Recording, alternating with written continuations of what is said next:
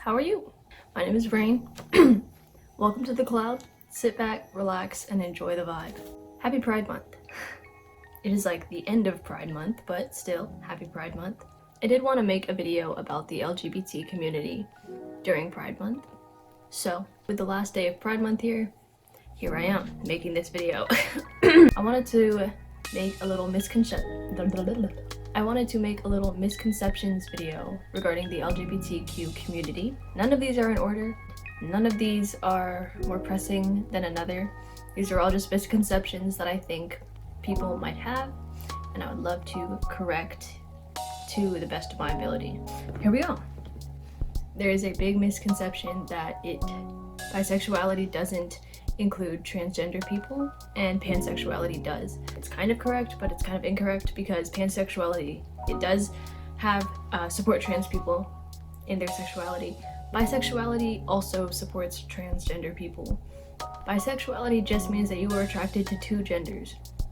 It could be any two genders, and it could be at any preference. Pansexuality just means that you are attracted to all genders without a preference. Both of these include transgender people. There is another sexuality that is called omnisexuality, where you are attracted to all genders with a preference, which is the distinction between omnisexuality and pansexuality. There's another big misconception with bisexual people, that their attraction to the two genders is the same. That's not usually the case, actually. It's more often than not, I think, from my experience, that bisexual people often have a preference. It can range anywhere from 1% to 99% to like 40-60. I've rarely met people that are exactly 50-50 with both of the genders that they're attracted to. Okay, transgender people. There's a lot of misconceptions about transgender people. Transgender people have to transition surgically or medically. No, they don't. They know who they are on the inside, and that's all that really matters. There's a lot of people that undergo top surgery that aren't transgender, so think about that. Trans people don't need to do anything that they don't feel comfortable doing. If they don't want to get surgeries, they don't have to. If they don't want to start hormone treatment, they don't have to. It's really up to you. I personally could feel more comfortable in my body than I do with treatment, and so that's what I decided to do.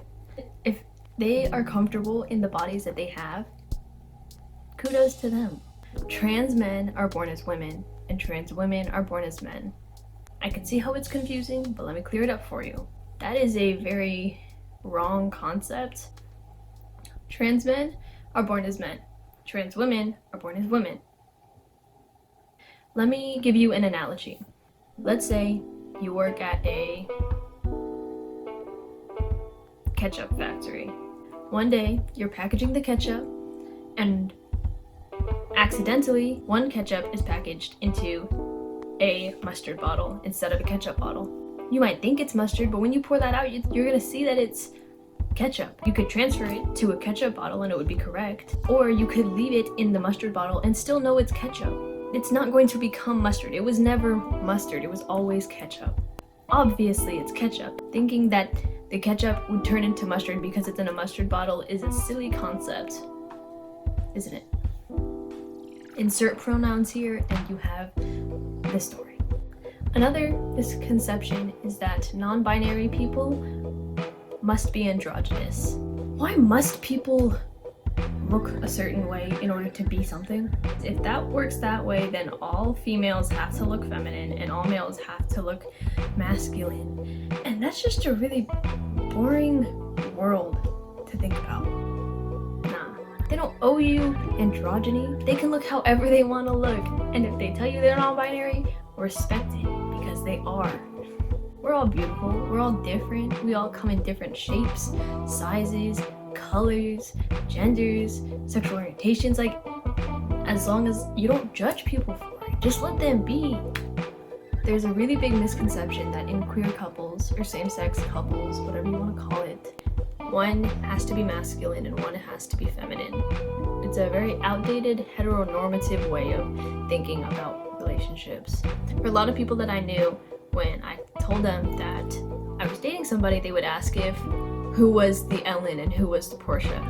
If you grew up using spoons and forks, or maybe a fork and a knife, either one, I don't know, and one day you go to a sushi restaurant for the first time and they give you a pair of chopsticks, are you gonna assume that one chopstick is the knife and one chopstick is the fork?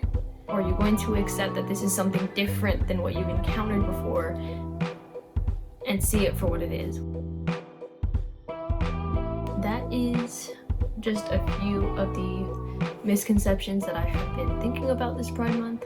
If you have anything else you want me to talk about, or any misconceptions that you would love for me to clear up, please let me know. But until then,